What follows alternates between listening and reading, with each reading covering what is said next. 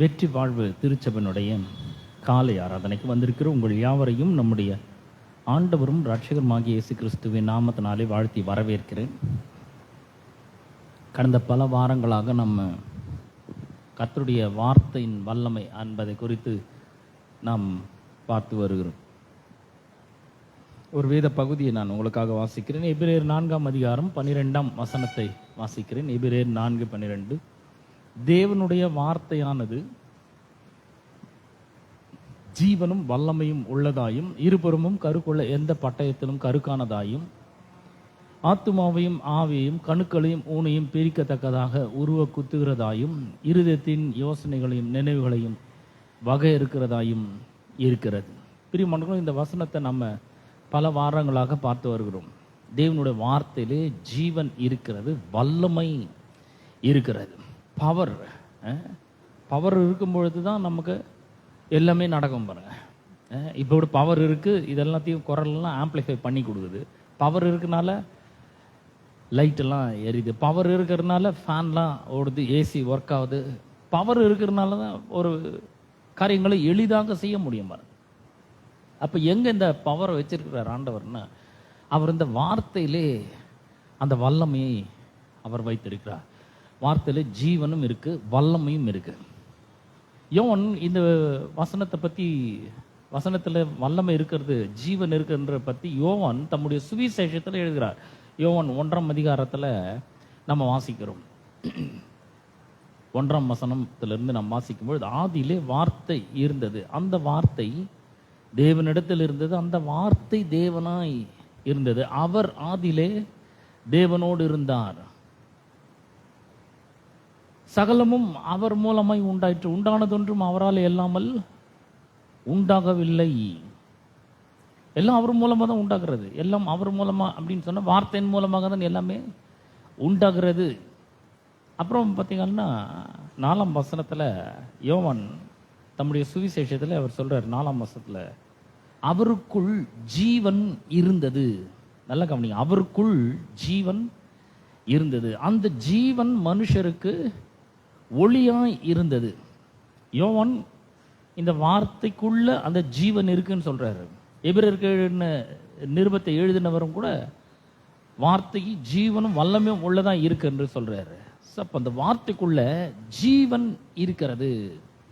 இந்த ஜீவன் எப்படிப்பட்டதா இருக்குது அப்படின்னு பார்க்கும்பொழுது, தொடர்ந்து வர வசனங்கள்ல அந்த ஜீவன் மனுஷருக்கு ஒளியாய் இருந்தது என்று வாசிக்கிறார். இருளானது அந்த ஜீவன் இருளிலே, அந்த ஒளி இருளிலே பிரகாசித்தது, இருளானது அதை மேற்கொள்ளவில்லை, இருளானது அதை ஜெயிக்கவில்லை, இருளானது அதை அதன் மேல ஒரு பெரிய வெற்றி எடுக்க முடியவில்லை என்று வேதம் சொல்றாரு. பாருங்க, எவ்வளோ ஒரு அற்புதமான ஒரு வல்லமையான வார்த்தை நமக்குள்ள இருக்குதுன்றதை கொஞ்சம் எண்ணி பாருங்க. இந்த வார்த்தை நமக்குள்ள போனது மூலமா நாம மறுபடியும் பறந்திருக்கிறோம். எப்போ வார்த்தை உள்ள போச்சோ அப்பவே ஜீவன் உள்ள வந்தாச்சு. எப்போ வார்த்தை உள்ள வந்ததோ அப்பவே வல்லமை உள்ள வந்தாச்சு. இப்போ பவருக்காக வெளியே நம்ம போய் தேட வேண்டிய அவசியம் இல்லை, பவர் உள்ள இருக்கு. பவர் எங்கெங்க இருக்கு? உங்களுக்குள்ள இருக்குது, எனக்குள்ள இருக்குது பவர். ஜீவன் எங்க இருக்கு? லைஃப் எங்க இருக்கு? லைஃப் உங்களுக்குள்ளவும் எனக்குள்ளவும் இந்த லைஃப் இருக்கு. இந்த ஜீவனை பற்றி நம்ம நிறைய காரியங்கள் அறிந்து கொள்ள முடியும். இந்த ஜீவனை பற்றி பவுல் 2 கொரிந்தியர் நிருபத்தில் அவர் சொல்றார். 2 கொரிந்தியர் 2ஆம் அதிகாரம் 15-16 வசனங்களை உங்களுக்காக நான் வாசிக்கிறேன். 2 கொரிந்தியர் 2ஆம் அதிகாரம் 14 இருந்து வாசிக்கிறேன். கிறிஸ்துவுக்குள் எப்பொழுதும் எங்களை வெற்றி சிறக்க பண்ணி எல்லா இடங்களிலேயும் எங்களை கொண்டு அவரை அறிகிற அறிவின் வாசனையை வீச செய்கிற வெளிப்படுத்துகிற தேவனுக்கு ஸ்தோத்திரம். அப்ப பாருங்க, பவுல் கொரிந்தியருக்கு எழுதும்போது அவர் சொல்றாரு, கிறிஸ்துவுக்குள் எப்பொழுதும் நம்மளை என்ன பண்றாராம்? வெற்றி சிறக்க பண்றார். எல்லாத்திலையும் அவர் வெற்றி கொடுக்கிறார் நமக்கு. வியாதியின் மேல வெற்றி, பாவத்தின் மேல வெற்றி, பொருளாதார பிரச்சனைகள் மேல வெற்றி, சண்டையின் மேல, குடும்ப சண்டைகளின் மேல வெற்றி, குழப்பங்களின் மேல வெற்றி, அப்புறம் பார்த்தீங்கன்னா பல கடுமையான சூழ்நிலைகள் மேல வெற்றி, எல்லாவற்றிலேயும் அவர் நம்மளை வெற்றி சிறக்க பண்ணுகிற தேவனா இருக்கிறார். அப்படின்னா நாங்கள் பிரச்சனையாக வராதானே வருது நிறைய. பிரச்சனைகள் வருது, ஆனா நாம ஜெயிக்கிறோம். பிரச்சனைகள் வருகிறது, அது மேல நாம வெற்றி எடுக்கிறோம். ஏன்னா வெற்றி சிறக்க பண்ணுகிறவர் ஒருத்தர் உள்ள இருக்கிறாரு. அப்புறம் இந்த வெற்றியின் மூலமாக அவர் என்ன பண்றாருன்னா, நாம் வெற்றி எடுக்கிறது மூலமாக அவரை அறிகிற அறிவின் வாசனையை எல்லா இடங்களிலேயும் அவர் என்ன பண்றாரு, அந்த வாசனையை வெளிப்படுத்துகிறவராக இருக்கிறார். வாசனை அப்படிங்கும்போது ஸ்மெல், ஸ்மெல்னா தெரியுது இல்ல, ஸ்மெல். அப்புறம் ஃப்ரேக்ரன்ஸ், அது கூட வாசனை தான். இந்த வாசனையை என்ன பண்றாருன்னா வெளிப்படுத்துகிறார். தேவனே அதை செய்யறாரு. நம்ம எங்கெல்லாம் போறோமோ, எந்த பிரச்சனைகள் எல்லாம் சந்திக்கிறோமோ, எந்த கடுமையான சூழ்நிலைகளெல்லாம் சந்திக்கிறோமோ, அந்த சூழ்நிலைகளெல்லாம் சந்தர்ப்பங்களில் எல்லாம் நம்மை வெற்றி சிறக்க பண்ணுகிறார். நமக்கு வெற்றியை கொண்டு வந்து தர்றார். நாம் வெற்றி அடையும்படி செய்கிறார். அவர் வெற்றி அடையும்படி செய்து அதன் மூலமாக அவரை அறிகிற அறிவின் வாசனையை வெளிப்படுத்துகிறவராக இருக்கிறார். நம்ம வெற்றி பெறும்போது நம்மிடத்தில் ஒரு ஸ்மெல், நல்ல ஒரு ஃப்ரேக்ரன்ஸ் நல்ல வெளியே வருகிறது. பாருங்க, இந்த ஜீவன் தான் அந்த மாதிரி ஒரு ஸ்மெல்ல கொடுக்கிறது.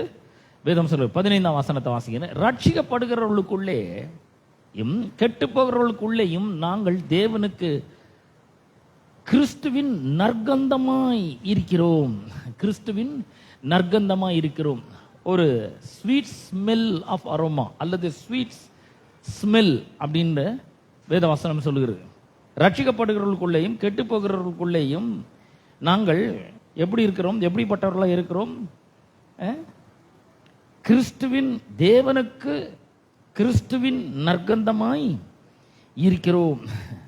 இவ்வளோ ஒரு பாருங்க, நற்கந்தம் அப்படின்னா அந்த வசனத்தை நான் இன்னொரு மொழியாக்கத்தில் நான் வாசிக்க விரும்புகிறேன். 2 கொரிந்தியர் 2ஆம் அதிகாரம் 15ஆம் வசனத்தை நான் உங்களுக்காக வாசிக்கிறேன். பாருங்க, 15ஆம் வசனம். We have become the unmistakable aroma of the victory of the anointed one to God, a perfume of life. பாத்தீங்களா, இந்த லைஃப் உள்ள இருக்கிற ஜீவனை ஒரு வாசனை அப்படின்று பவுல் இங்க வெளிப்படுத்துகிறதை நாம அறிமுகப்படுத்துகிறதை நாம் பார்க்கிறோம். a perfume of life. அப்ப அரோமா ஃப்ரேக்ரன்ஸ், ஸ்மெல், ஒரு நல்ல ஸ்மெல். பாருங்க, நம்ம ரட்சிக்கப்பட்டிருக்கிறவங்களுக்குள்ள போகும்போது ஒரு நல்ல ஸ்மெல் வருது. அப்புறம் பார்த்தீங்கன்னா a perfume of life, இந்த ஜீவனின் வாசனையை அவர் என்ன பண்றாரு, வீச செய்கிறார். உள்ள the anointed one இருக்கிறார், அபிஷேகம் பண்ணப்பட்டவர் உள்ள இருக்கிறாரு. அவர் உள்ள இருந்து நம்மை வெற்றி சிறக்க பண்றாரு.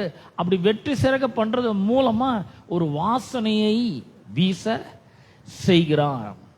perfume of life to those being saved and the odor of death to those who are perishing. பாருங்க, வெறும் ஜீவ வாசனை மட்டும் கிடையாது, மரண வாசனையும் இங்க இருக்கிறது. இந்த fragrance எப்படி இருக்குன்னு பாருங்க. 15ஆம் வசனத்துல 16ஆம் வசனத்துல, கெட்டு போகிறவர்களுக்குள்ளே மரணத்துக்கு ஏதுவான மரண வாசனையாகவும் ரட்சிக்கப்படுகிறவர்களுக்குள்ளே ஜீவனுக்கு ஏதுவான ஜீவ வாசனையாகவும் இருக்கிறோம். அப்ப 2 வாசனை இருக்கு.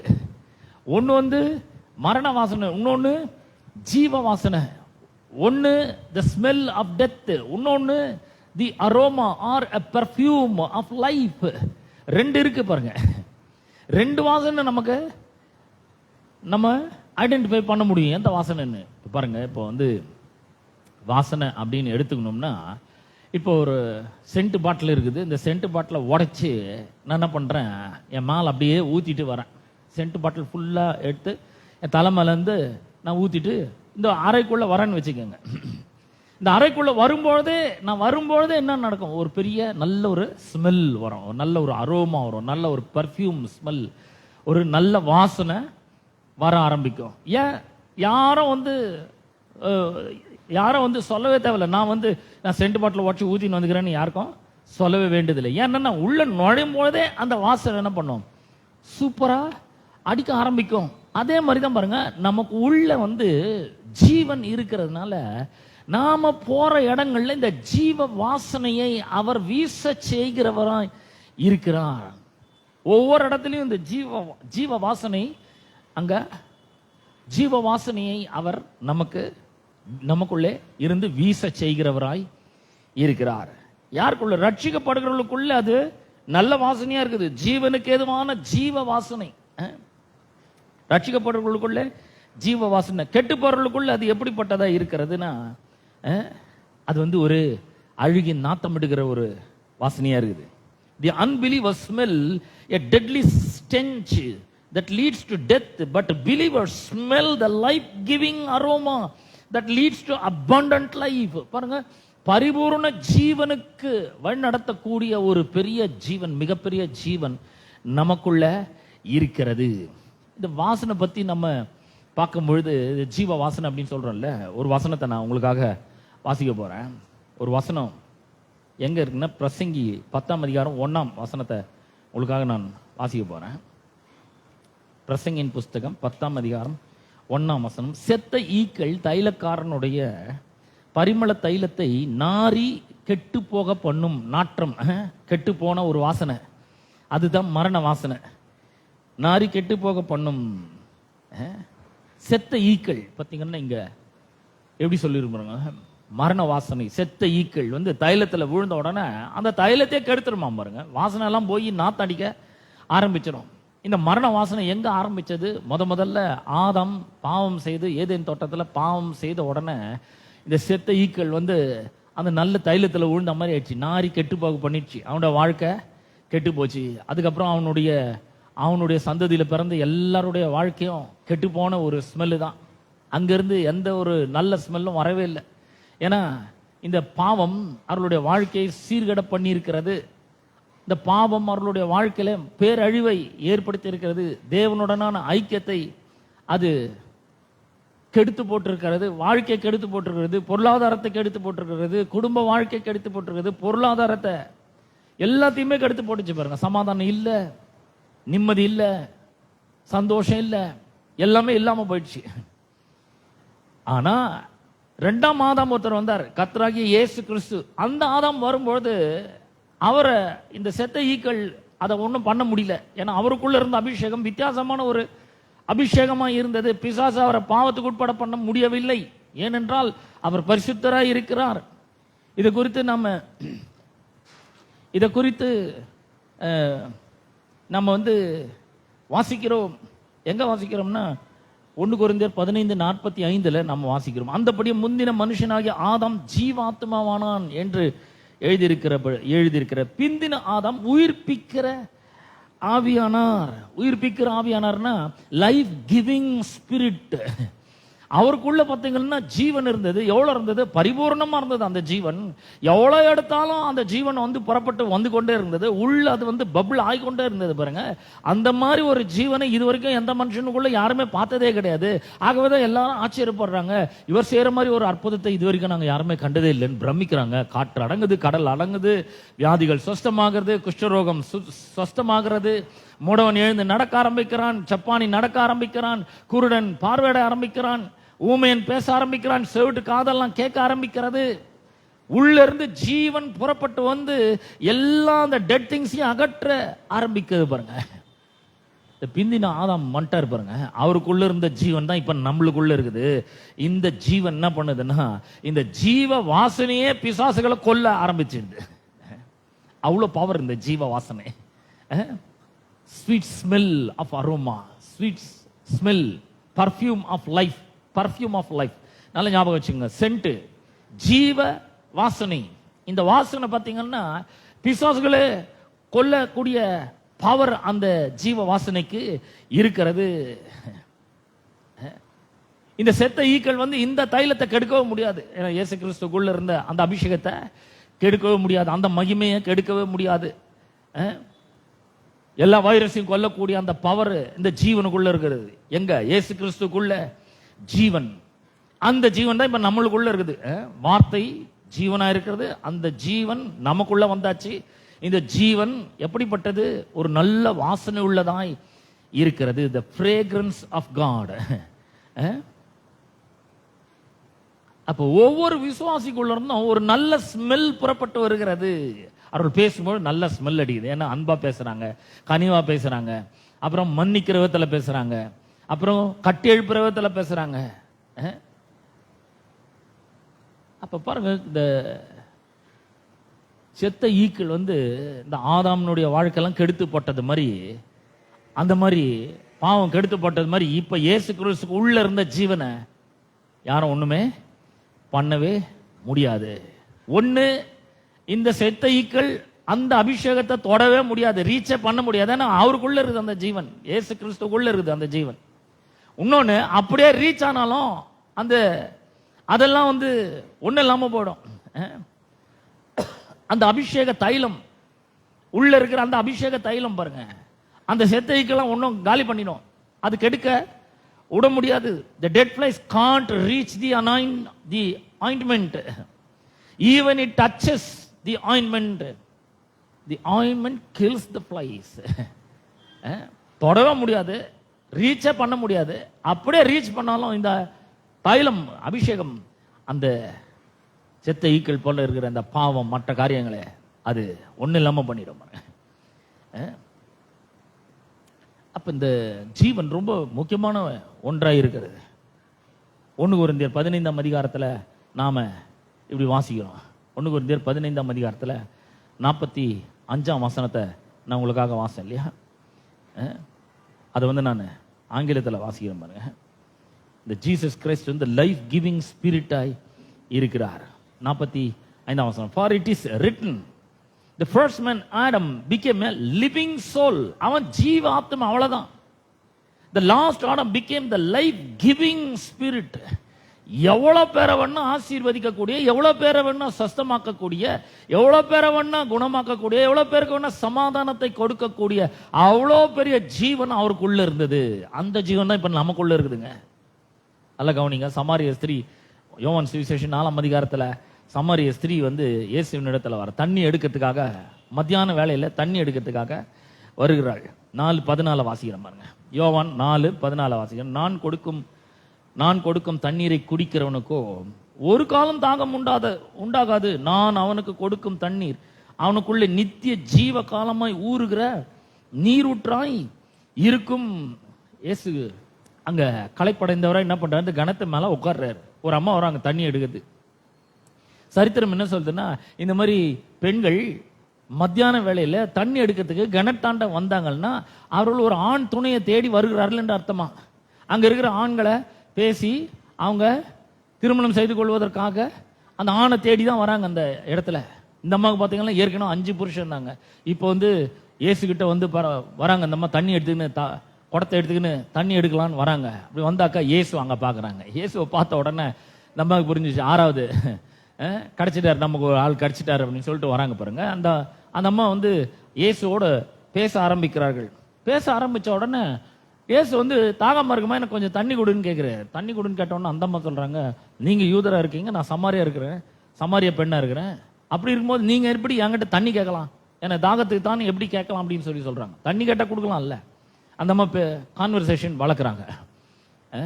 அப்ப இயேசு சொல்றாரு, உன்கிட்ட தண்ணி வேணும்னு கேட்கிறவர் யாருன்னு உனக்கு தெரிஞ்சா நீ அறிந்திருந்தால் அவர்கிட்ட நீ கேட்டிருப்ப, அவர் உனக்கு ஜீவ தண்ணீரை கொடுத்திருப்பார் அப்படின்னு சொல்றாரு.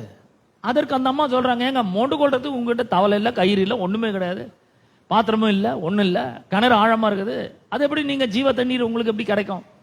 இந்த கிணத்தை எங்களுக்கு தந்து எங்களுடைய தகப்பனாக யாக்கோபை காட்டுல நீ ரொம்ப பெரிய ஆளா அப்படின்னு சொல்லி அந்த அம்மா கேட்குறாங்க பாருங்க.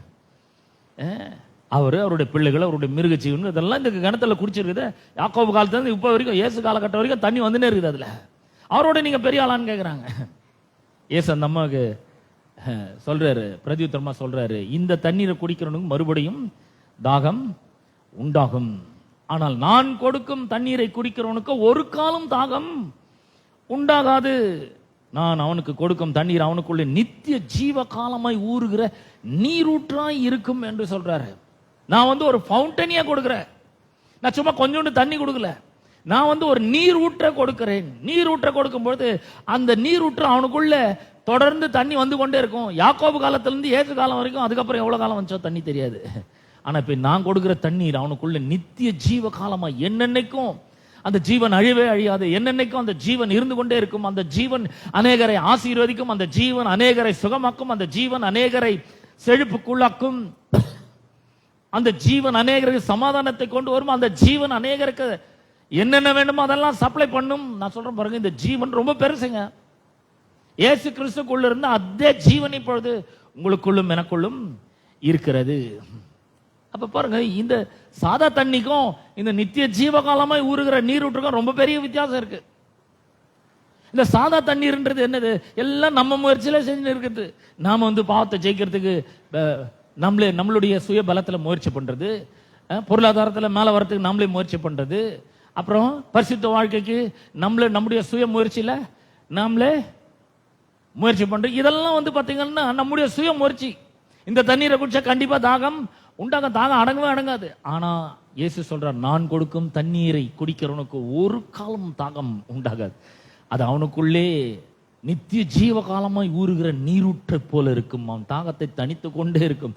எப்ப வேணாலும் அவன் என்ன பண்றான், உள்ள இருந்து அதை மொண்டு எடுக்க முடியும் என்று அவர் சொல்லுகிறார்.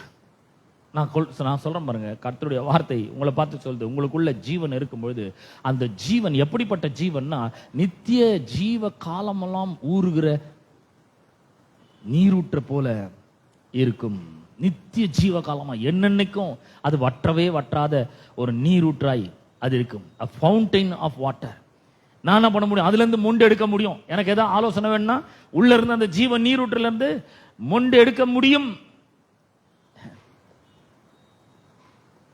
அது மட்டும் இல்ல பாருங்க, இந்த சந்ததியவே நான் என்ன பண்ண முடியும், ஆசீர்வதிக்க முடியும். நீங்களும் நானும் அந்த அளவுக்கு ஜீவன் உள்ள இருக்குது. நான் சொல்றேன், ஏதோ தம்மா துண்டு ஜீவன் கிடையாது, கொஞ்சம் ஜீவன் இல்ல, ஏதோ ஒரு ஒரு ஆழாக்கு ஒரு சட்டாக்கு இல்ல, ஒரு கிலோ அளந்து வச்சு இல்ல, ஒரு லிட்டர் ஜீவன் அளந்து வச்சு இல்ல, இல்ல ஏராளமான ஜீவன் உள்ள இருக்குது. ஒரு சந்ததியவே ஆசீர்வதிக்கக்கூடிய அளவுக்கு அந்த ஜீவன் உள்ள இருக்குங்க. இதை விளங்கி கொள்ள வேண்டும் பாருங்க. உங்களுக்கு என்ன வேண்டுமோ வாழ்க்கையில அந்த ஜீவன் மூலம் என்ன பண்ண முடியும், பெற்றுக்கொள்ள முடியும். அதிலிருந்து மொண்டு எடுக்க முடியும். பாருங்க, இயேசுக்கு எவ்வளவு சவால்கள் வந்தது. அவர் இந்த உலகத்துல வாழ்ந்த போது 5 அப்பம் 2 மீன் 5000 பேருக்கு போஷிக்கணும் ஒரு முறை. உள்ள இருந்து ஜீவனை அப்படியே மொண்டு எடுக்கிறாரு, மொண்டு எடுத்து சப்ளை பண்றாரு, உள்ள இருந்து எடுக்கிறாரு. குஷ்டரோகியை சுத்தமாக்கணும், உள்ள இருந்து மொண்டு எடுக்கிறார். மரித்தோரை உயிரோடு எழுப்பணும், உள்ள இருந்து அந்த ஜீவ நீரூற்றுல இருந்து மொண்டு எடுக்கிறார். நான் சொல்றேன், உள்ள அது நித்திய ஜீவகாலமாய் ஊறிக்கொண்டே இருக்கிறது. நீரூற்று உள்ள இருக்குது. இதுல இருந்து நாம் என்ன பண்ண வேண்டும், மொண்டு எடுக்கிறவர்களாக இருக்க வேண்டும். அவர் தான் ஜீவ நீரூற்றா இருக்கிறார். பரிசுத்த ஆவியானவர் மூலமாக அவர் நமக்குள்ள வாசம் பண்ணி கொண்டு இருக்கிறார். இப்ப உள்ளதான் இருக்கிறார். பரிசுத்த ஆவியானவர் மூலமாக கர்த்தராகிய இயேசு கிறிஸ்து உள்ள வந்துகிறாரு, பரிசுத்த ஆவியானவர் வந்துகிறாரு, பிதாவாகிய தேவன் உள்ள வந்திருக்கிறாரு. அவங்கெல்லாம் நம்ம உள்ளதான் இருக்கிறாங்க. ஒரு தேவன் உள்ள இருக்கிறாரு. இப்போ பரிசுத்த ஆவியானவர் மூலமா அவர் தான் ஜீவ நீரூற்று. அவருக்குள்ளதான் ஜீவன் இருந்தது. அந்த ஜீவன் இப்ப நமக்குள்ள இருக்குது, உங்களுக்குள்ள இருக்குது. இப்ப நமக்கு என்ன வேணுமோ என்ன பண்ண முடியும், மொண்டு எடுக்க முடியும். எவ்வளவு ஒரு அற்புதம் என்று கொஞ்சம் யோசித்து பாருங்க. ஒருவேளை நீங்க யோசிக்கலாம், ஆமாயா எனக்கும் இந்த ஃபவுண்டைன்ல இருந்து மொண்டு எடுக்கணும்னு ஆசையா இருக்குது அப்படின்னு.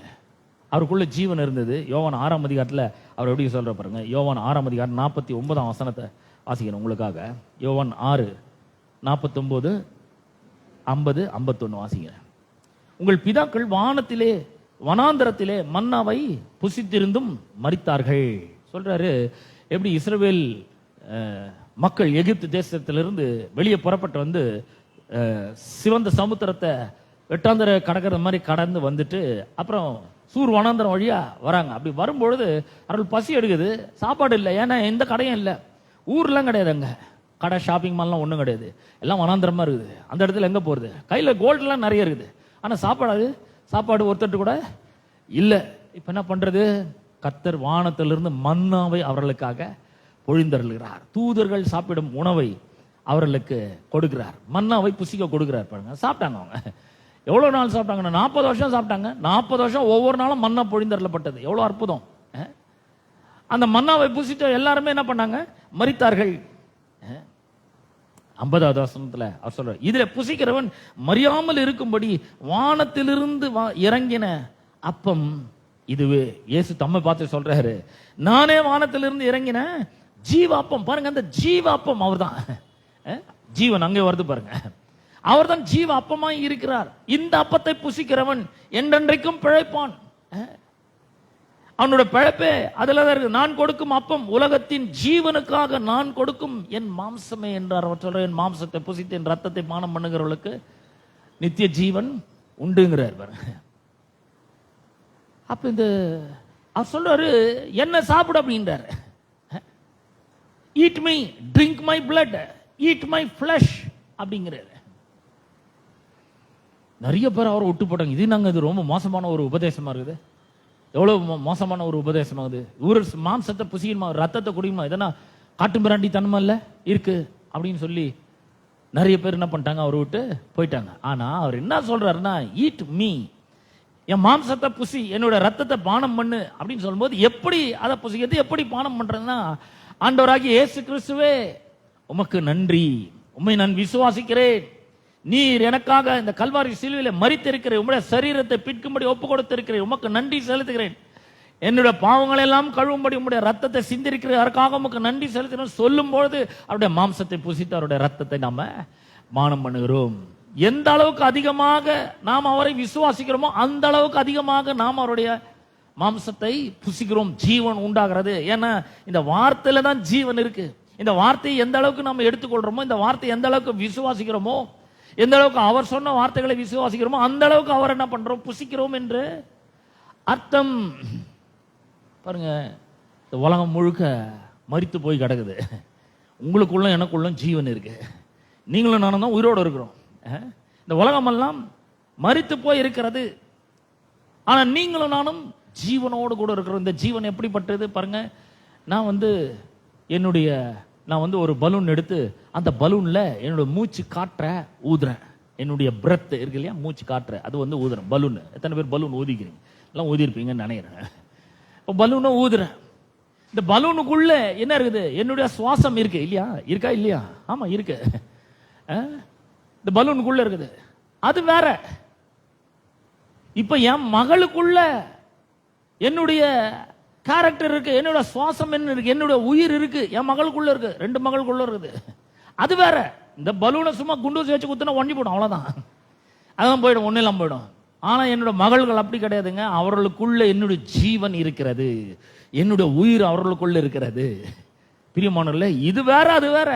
அதே போலதான் நீங்களும் நானும் கூட ஆண்டவராகிய இயேசு கிறிஸ்துவுக்கு நாம் வந்து ஒரு பலூன் கிடையாதுங்க. நாம் ஒரு குமாரர்களா இருக்கிறோம், தேவனுடைய பிள்ளைகளாய் நாம் இருக்கிறோம். தேவனுடைய ஜீவன் நமக்குள்ள உள்ள போயிருக்குது.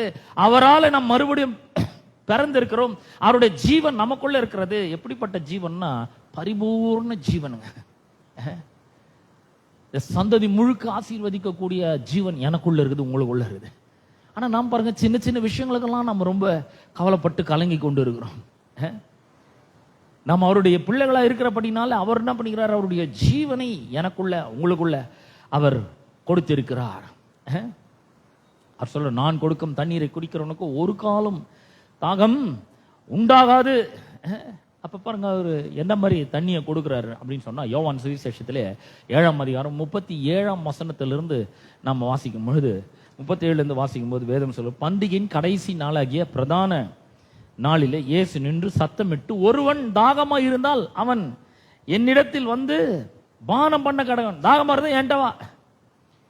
வேத வாக்கியம் நிறைவேறுகிறபடி, வேத வாக்கியம் சொல்லுகிறபடி, என்னிடத்தில் விசுவாசமா இருக்கிறவன் எவனோ, நல்ல கவனிங்க, என்ன நினைக்கிறவன் எவனோ சொல்ல, என்ன அறிகிறவன் எவனோ சொல்ல, என்ன விசுவாசிக்கிறவன் எவனோ, அவன் உள்ளத்திலிருந்து ஜீவ தண்ணீர் உள்ள நதிகள் ஓடும் என்று சொல்வார். The rivers of living water shall flow from your belly. யாரெல்லாம் விசுவாசிக்கிறாங்களோ அவர்களுடைய உள்ளத்திலிருந்து பார்த்தீங்கன்னா ஜீவ தண்ணீர் உள்ள நதிகள் புறப்பட்டு ஓடும் என்று அவர் சொல்லுகிறார். ஜீவ தண்ணீர் உள்ள நதிகள் உள்ள பாருங்க. நமக்குள்ள ஒரு உள்ளான மனுஷன் ஒருத்தர் இருக்கிறான். ஹிடன் மேன் அப்படின்னு சொன்னா உள்ளான மனுஷன்ல அந்த ஜீவ நீருற்று இருக்கு, ஜீவ தண்ணீர் உள்ள நதிகள் இருக்கு. அந்த நதிக்கு வந்து பல கிளைகள் இருக்கு. பணத்துக்கு ஒரு கிளை, சுகத்துக்கு ஒரு கிளை, வெற்றிக்கு ஒரு கிளை, ஜெயத்துக்கு ஒரு அந்த மாதிரி நிறைய பிரிவுகள் இருக்கு பாருங்க. நமக்கு என்ன வேணுமோ அதுல இருந்து என்ன பண்ண முடியும், மொண்டு எடுக்க முடியும். நம்ம செய்ய வேண்டியதெல்லாம் பாருங்க, நமக்கு என்ன வேணும்னு தெரிஞ்சிச்சுன்னா நம்ம செய்ய வேண்டியதெல்லாம் டேப்பை ஓபன் பண்ண, அவ்வளவுதான். டேப்பை ஓபன் பண்ணி, ஆண்டவரே இன்னைக்கு இருக்கிறத மாதிரி 1000 மடங்கு நான் நல்லா இருப்பேன்னு சொல்லியிருக்கிறீங்களே, இயேசுவின் நாமத்தினால நான் அதை விசுவாசிக்கிறேன், உமக்கு நன்றி செலுத்துறேன், இயேசுவின் நாமத்தினால உம்மை நான் துதிக்கிறேன், ஏன்னா 1000 மடங்கு அதிகமாக்குறதுக்காக உமக்கு நன்றி, உம்முடைய சுகத்தை எனக்கு தருகிறதற்காக உமக்கு நன்றி, உம்முடைய சரீரத்தில் எப்படிப்பட்ட சுகம் ஓடிக்கொண்டிருக்கிறதோ அதே சுகம் எனக்குள்ள இருக்கிறதற்காக உமக்கு நன்றி, உம்முடைய பரிசுத்த ஆவியானவர் எனக்குள்ளே வாழ்ந்து கொண்டிருக்கிறதற்காக நன்றி, இயேசு கிறிஸ்து எனக்குள்ள வந்து தங்கி இருக்கிறதற்காக உமக்கு நன்றி. இப்படிலாம் சொல்லும்போது டேப்பை நம்ம என்ன பண்றோம், திறக்கிறோம். சுகம் உண்டாகிறது, பணம் உள்ளே வர ஆரம்பிக்கிறது பாருங்க, விடுதலை உண்டாகிறது, வெற்றி உண்டாகிறது. அப்ப இந்த வாசனை எப்படிப்பட்ட வாசனை பாருங்க, ஒரு பர்ஃபியூம் ஆஃப் லைஃப், அரோமா அப்படின்னு சொல்லுகிறது, ஜீவ வாசனை. ரட்சிக்கப்படுறவங்களுக்குள்ள அது ஜீவ வாசனை இருக்குது, கெட்டு போறவங்களுக்குள்ள அது மரண வாசனையாக இருக்குது. இப்ப உள்ள நமக்குள்ள எப்படிப்பட்ட ஒரு ஜீவன் இருக்குன்னா, இந்த ஜீவன் இந்த வாசனையை வீச வைக்க வேண்டும். ஜீவனுடைய வாசனை மற்றவங்களுக்கு வெளிப்பட வேண்டும். சும்மா நமக்குள்ள இருந்தா போதாது, இந்த ஜீவனை நம்ம என்ன பண்ண வேண்டும், ரிலீஸ் பண்ணுகிறவர்களாக இருக்க வேண்டும். பாருங்க, இப்போ ஒரு வேத பகுதிக்கு நான் சொல்ல போறேன். லூக்கா சுவிசேஷம் 7ஆம் அதிகாரம் 11ஆம் வசனத்தை வாசிக்கிறேன். லூக்கா 7:11 வாசிக்கிறேன். மறுநாளிலே அவர் நாயின் என்னும் ஊருக்கு போனார். அவருடைய சீஷர் அநேகரும் திரளான ஜனங்களும் அவருடனே கூட போனார்கள். பாருங்க, இயேசு இந்த பக்கத்தில் நிற்கிறார். நல்லா கற்பனை பண்ணி பாருங்க, இயேசு இங்க நிற்கிறாரு. அவர் ஜீவாதிபதி. அவர் யாரு? அப்போஸ்தலனாகிய பேதுரு அப்போஸ்தலர் நடபடிகள் 2ஆம் அதிகாரத்தில் அவர் சொல்றார், ஜீவாதிபதியை கொலை செய்தீர்கள். ஜீவாதிபதி, ஜீவனுக்கு அதிபதி, the author of life. Who is that? Jesus Christ is the author of life. அவருக்கு பின்னாடி சீஷர்கள் வராங்க, அவங்களுக்கு பின்னாடி திரளான ஜனங்கள் வராங்க. ஒரு பெரிய ஊர்வலம் மாதிரி வருது. அப்படியே ஜீவாதிபதி முன்னாடி வராரு, சீஷர்கள் பின்னாடி வராங்க, அதுக்கு பின்னாடி திரளான கூட்டம் வருது. அப்படியே ஒரு பெரிய ப்ரொசஷன், ஊர்வலமா வராங்க.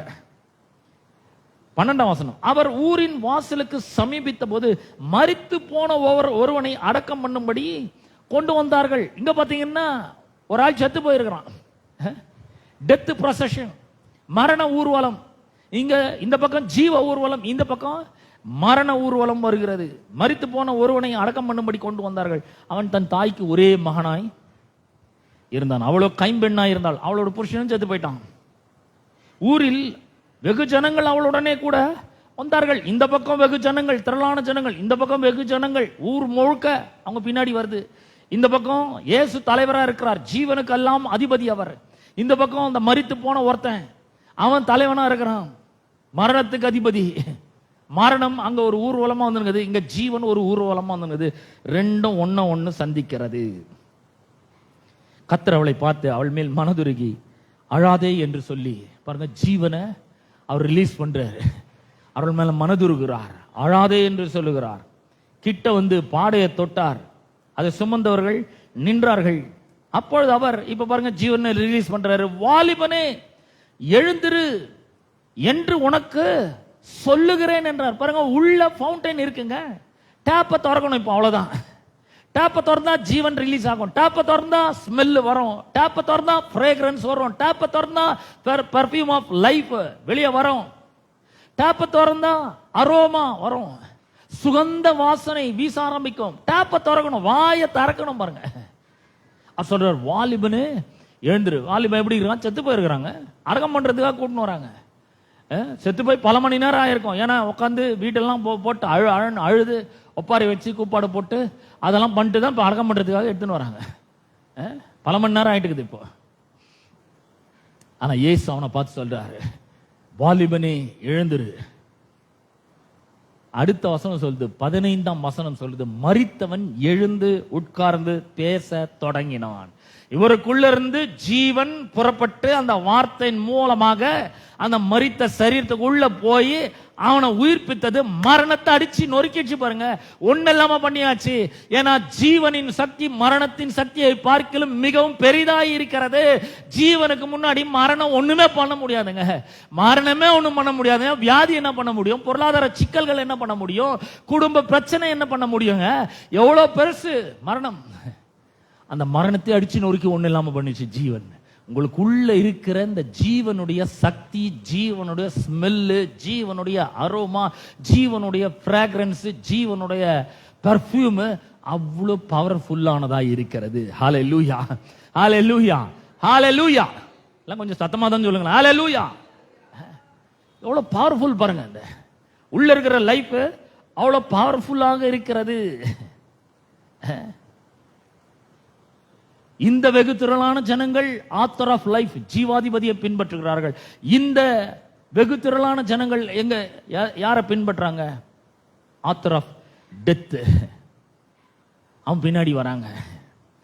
இப்போ ஜீவனுக்கும் மரணத்துக்கும் ஒரு சண்டை நடக்குதுங்க. ஜீவன் மரணம் ரெண்டுத்துக்கும் சண்டை நடக்குது.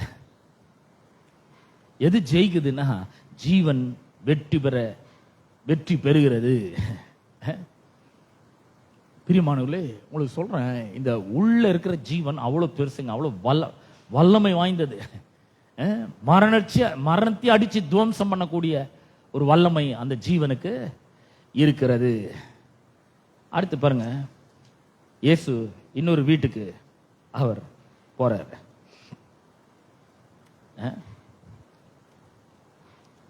லூக்கா சுவிசேஷம்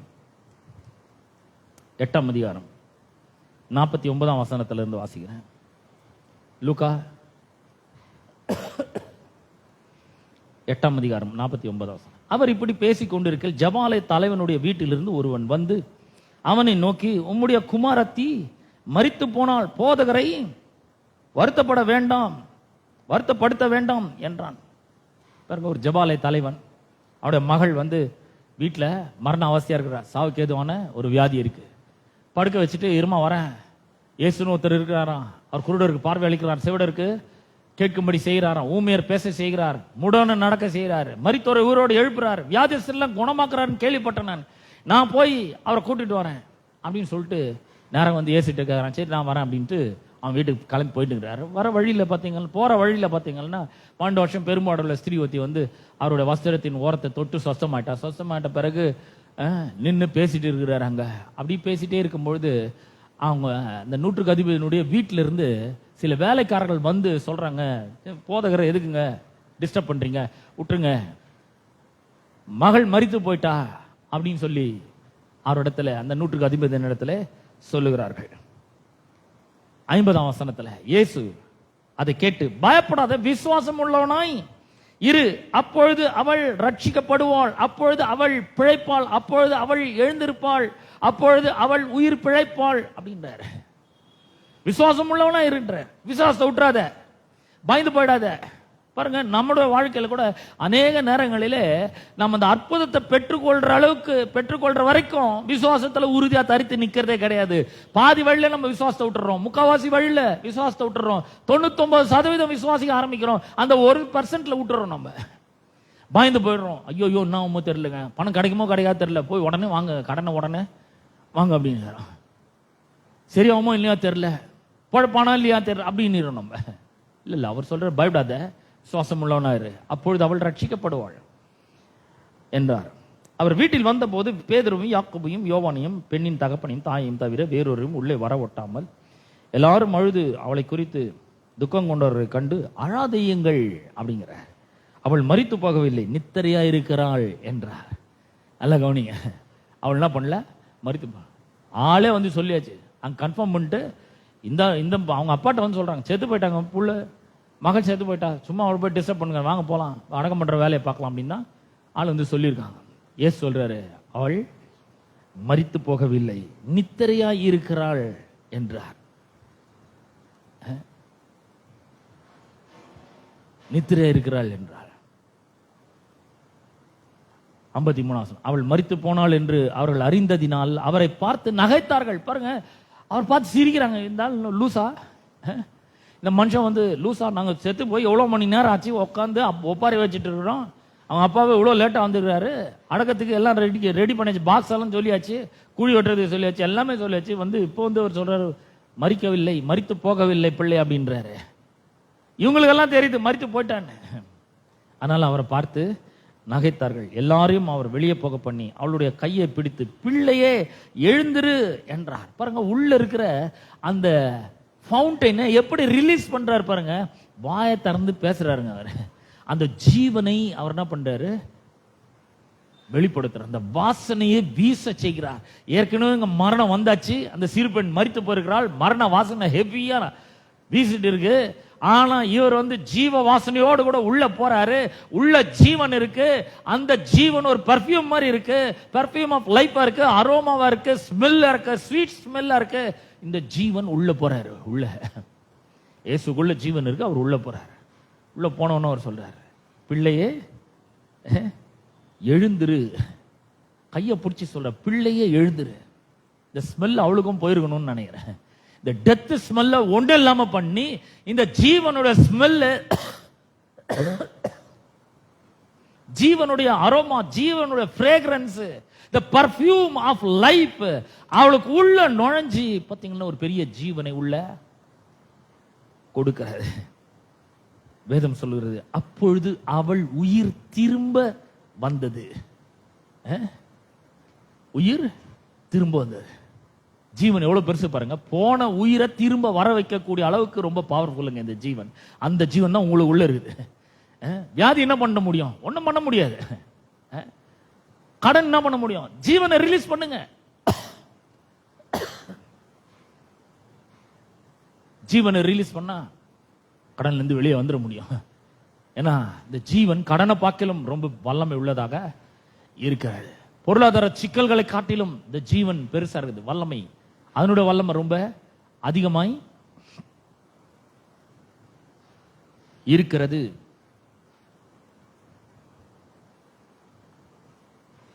ஐம்பத்தி 5ஆம் வசனம் சொல்லுது, அப்பொழுது அவள் உயிர் திரும்ப வந்தது. உடனே அவள் எழுந்திருந்தாள். இவ்வளவு நேரம் படுத்து கிடந்தாள், இப்ப எழுந்திருக்கிறாள். அவளுக்கு ஆகாரம் கொடுக்க கட்டளையிட்டார். அவள் தாய் தகப்பன்மார் ஆச்சரியப்பட்டார்கள். அப்பொழுது நடந்ததை ஒருவருக்கும் சொல்லாமல் இருக்கும்படி அவர்களுக்கு கட்டளையிட்டார். எவ்வளவு பிரமாதமான. அப்ப பாத்தீங்கன்னா இயேசு கிறிஸ்துக்குள்ள இருந்த அந்த life giving power, Jesus the second Adam is the life giving spirit. ஜீவனை கொடுக்கிற ஆவியானவர், உள்ள லைஃப் கிவிங் ஸ்பிரிட். லைஃப் இந்த சிறு பிள்ளைக்கு கொடுக்கிறார், நாயின் ஒரு விதவின் மகனுக்கு கொடுக்கிறார். அந்த ஜீவனை ரிலீஸ் பண்றார், வாசனையை வீச செய்கிறார். மரணத்து மேல ஒரு பெரிய வெற்றியை அவர் எடுக்கிறதை நாம் பார்க்கிறோம்.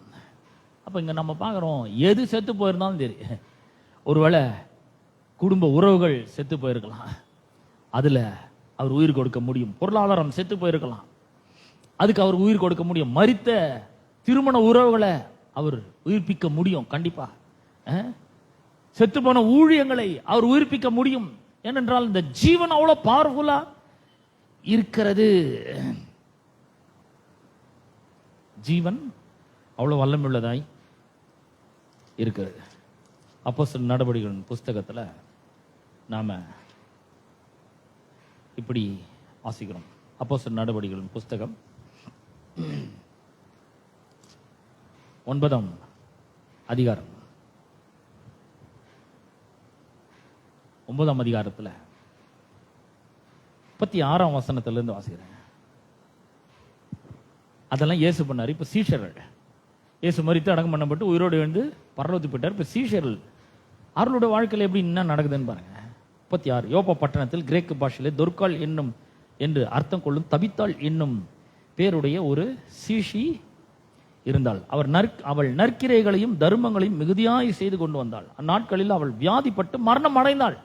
வியாதி வந்துச்சு, மரணமோ மரித்தும் போய்விட்டாள். அவள் மரணம் அடைந்தாள். அவளை குளிப்பாட்டி மேல் வீட்டிலே கிடத்தி வைத்தார்கள்.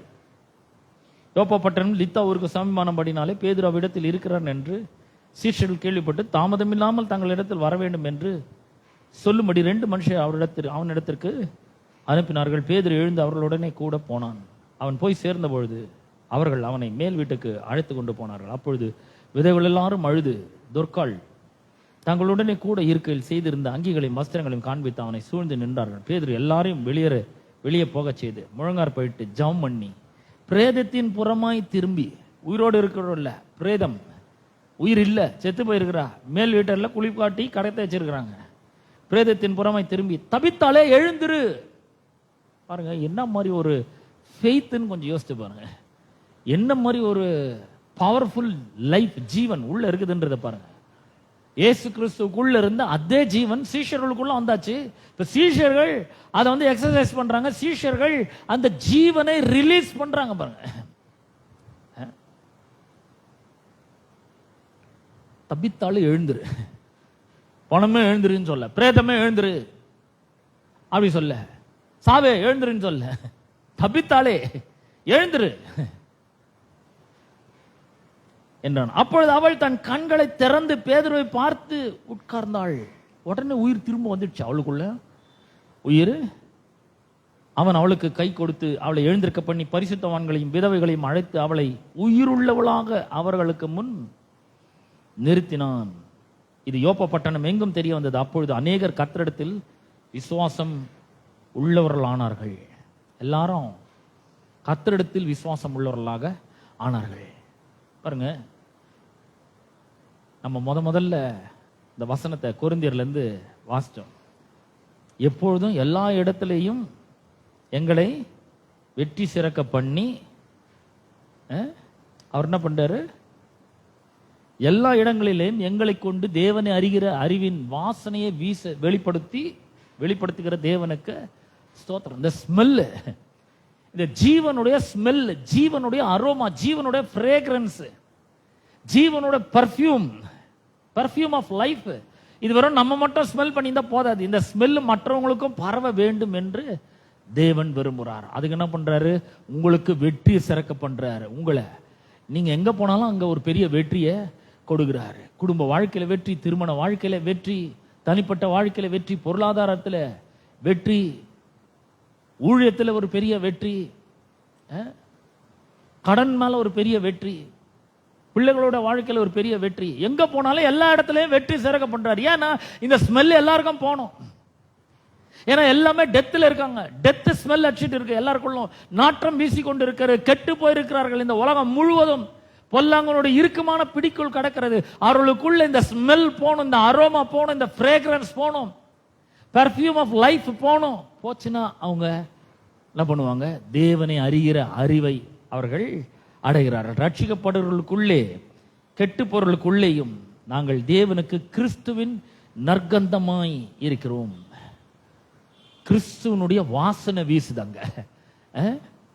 அடுத்த வசனம் சொல்லுது, கெட்டு போறவர்களுக்குள்ளே மரணத்துக்கு ஏதுவான மரண வாசனையாகவும் ரட்சிக்கப்படுவர்களுக்குள்ளே ஜீவனுக்கு ஏதுவான ஜீவ வாசனையாகவும் இருக்கிறோம். நான் சொல்றேன், நம்ம ஒவ்வொருவரும் ஜீவனுக்கு உரிய வாசனையை உள்ள பெற்று இருக்கு. ஒரு பெர்ஃப்யூம் இருக்கு உள்ள, ஒரு அனாயிண்டிங் இருக்கு, ஒரு ஆயின்மெண்ட் இருக்கு உள்ள, ஒரு நல்ல ஃப்ரேக்ரன்ஸ் இருக்கு.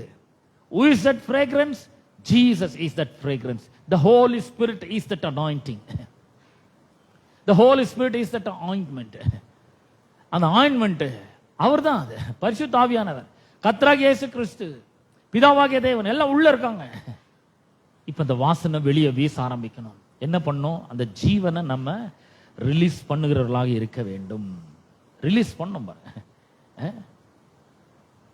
மரித்து போயிருக்கிற தபித்தாள் குளிப்பாட்டி மேல் வீட்டில் வச்சிருக்காங்க. பேதுரு வந்து கூப்பிடுற, தபித்தாளை எழுந்துரு அப்படின்னு ஒன்ன உயிர் அவளுக்குள்ள திரும்ப வருகிறது.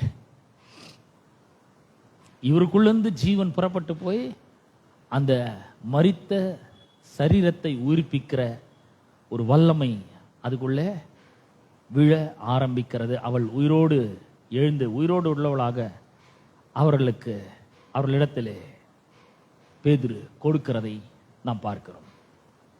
இப்ப பாருங்க, இந்த ஜீவன் வெளிப்பட முடியாதபடி பிசாசு பல தடைகளை கொண்டு வருகிறான். பிசாசினுடைய ஒரு டெக்னிக் என்னன்னா, நம்மள அவன் கெடுக்க முடியாது. இந்த செத்த ஈக்கள்னால நம்மளுக்கு எடுக்க முடியாது. ஏன்னா அந்த ஆயின்மெண்ட் ரொம்ப அனாயிண்டிங் ரொம்ப பவர்ஃபுல்லாக இருக்கு. அதை வந்து ரீச் பண்ணவே முடியாது. ஏன்னா இது ஹெவன்லி அனாயிண்டிங், ஹெவன்லி ஆயின்மெண்ட்டு, பரலோகத்திலேருந்து வந்துருக்கிற இந்த பரிசுத்த ஆவியானவர் ரீச் பண்ணவே முடியாது, கெடுக்கவும் முடியாது. ஆகவே இந்த மரணத்தை எப்படியாவது நம்முடைய வாழ்க்கையில கொண்டு வர அவன் விரும்புகிறான். அவன் பல யுக்திகளை அவன் செய்கிறான். என்ன பண்றான்னா, பாவத்தை கொண்டு வரான், அப்புறம் இருதயத்தில் கவலை, சேட்னஸ் ஆஃப் ஹார்ட் கொண்டு வரான், அப்புறம் உலக பிரகாரமான காரியங்களில் ஈடுபாடுகளை அவன் கொண்டு வருகிறான். இதெல்லாம் பார்த்தீங்கன்னா இந்த ஜீவன் வெளிப்படுவதற்கு தடையா இருக்குது. இதை நம்ம நல்லா தெரிந்து கொள்ள வேண்டும். பயப்படவே கூடாது. பயத்தை விரட்டி அடிக்கிறவர்களாக நாம இருக்க வேண்டும். கவலையை விரட்டி அடிக்கிறவர்களாக இருக்க வேண்டும். நாம பரிசுத்த ஆவியானவர் மூலமாக, கர்த்தருடைய வார்த்தையின் மூலமாக மறுபடியும் பிறந்திருக்கிறோம், நாம் தேவனுடைய பிள்ளைகளாக இருக்கிறோம் என்கிற உணர்வு நமக்கு இருக்க வேண்டும். நம்முடைய அழைப்பை எதுக்காக அவர் நம்மளை அழைச்சுக்கிறாரு? தேவனுடைய ஜீவனை, அந்த வாசனை வீச பண்ணணும். அதுக்காக தான் நம்மளை அழைச்சிருக்கிறாரு. இரண்டாவது, the power of life is much more powerful than the power of death. மரணத்தினுடைய வலிமையை பார்க்கிலும் ஜீவனுடைய வல்லமை மிகவும் பெரிதாய் இருக்கிறது. உங்களுக்குள்ள எனக்குள்ள இருக்கிற அந்த ஜீவனுடைய வல்லமை எவ்வளவு பெருசுன்னா, லட்சம் கோடி மடங்கு வெளியே இருக்கிற மரணத்தின் வலிமை காட்டிலும் கோடி மடங்கு பெருசாய் இருக்கிறது. கோடி மடங்கு பெருசா இருக்குது. இதை நம்ம எண்ணி பார்க்கிறவர்களாக இருக்க வேண்டும். மூணாவது, உள்ள இருக்கிற இந்த ஃபவுண்டைன், நதிகள் இருக்கு இல்லையா, அதை வந்து விசுவாசத்தின் மூலமா தான் நாம கட்டவிழ்க்க முடியும். யோவான் 7ஆம் அதிகாரத்தில் நம்ம வாசம் இல்லையா, நம்மை விசுவாசிக்கிறவர்கள் அடைய போகும் ஆவியை குறித்து அவர் இப்படி சொன்னார். என்னை விசுவாசிக்கிறவர்களுடைய உள்ளத்திலிருந்து ஜீவ தண்ணீர் உள்ள நதிகள் புறப்பட்டு ஓடும். விசுவாசிக்கிறது மூலமா தான் அந்த ஃபவுண்டனை வெளியே கொண்டு வர முடியும். விசுவாசிக்கணும். நான் போனேன்னா இந்த ஃப்ரேக்ரன்ஸ் என்னோட கூட வருது. நான் போனேன்னா இந்த ஜீவன் ஃப்ரேக்ரன்ஸ், இந்த ஜீவ அரோமா, இந்த ஜீவ பர்ஃபியூம் என்னோட கூட வருகிறது. இந்த sweet smell of life is abiding in me and it comes with me அப்படின்ற ஒரு விசுவாசம். நான் போனேன்னா அந்த இடத்துல ஒரு பெரிய அற்புதம் நடக்கும். நான் வாயை திறந்து பேசினேன்னா வியாதிகள் ஓடும், மரணமே அது ஒதுங்கி நின்று எனக்காக வழிவிடும். ஏன்னா அவ்வளோ பவர்ஃபுல்லான ஜீவன் எனக்குள்ள இருக்குது.